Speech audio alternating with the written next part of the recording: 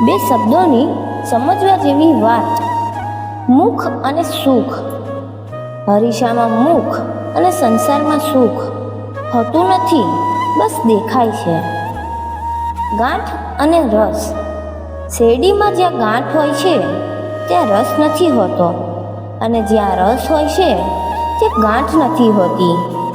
જીવનમાં પણ કંઈક આવું જ છે. પહેલાં અને પછી.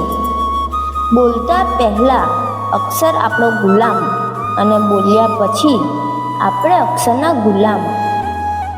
જ્ઞાન અને અભિમાન. આ સંસારમાં દરેક વ્યક્તિને પોતાના જ્ઞાનનું અભિમાન છે, પરંતુ કોઈને પોતાના અભિમાનનું જ્ઞાન નથી. ઈર્ષ્યા અને સંસ્કાર.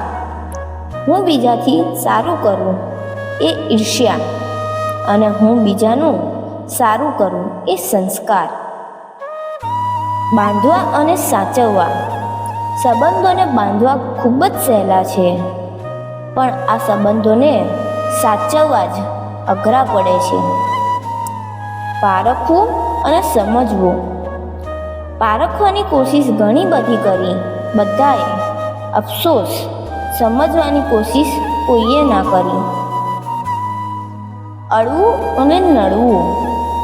કોઈને અડવું નહીં એ આપણે શીખી ગયા, પણ કોઈને નડવું નહીં એ ના શીખ્યા. સંગત અને અંગત. સુખ વહેંચવા સંગત જોઈએ, દુઃખ વહેંચવા અંગત જોઈએ. હસાવે અને રડાવે. જિંદગી હસાવે ત્યારે સમજવું કે સારા કર્મનું ફળ મળ્યું છે. જિંદગી રડાવે ત્યારે સમજવું કે સારા કર્મનો કરવાનો સમય આવ્યો છે.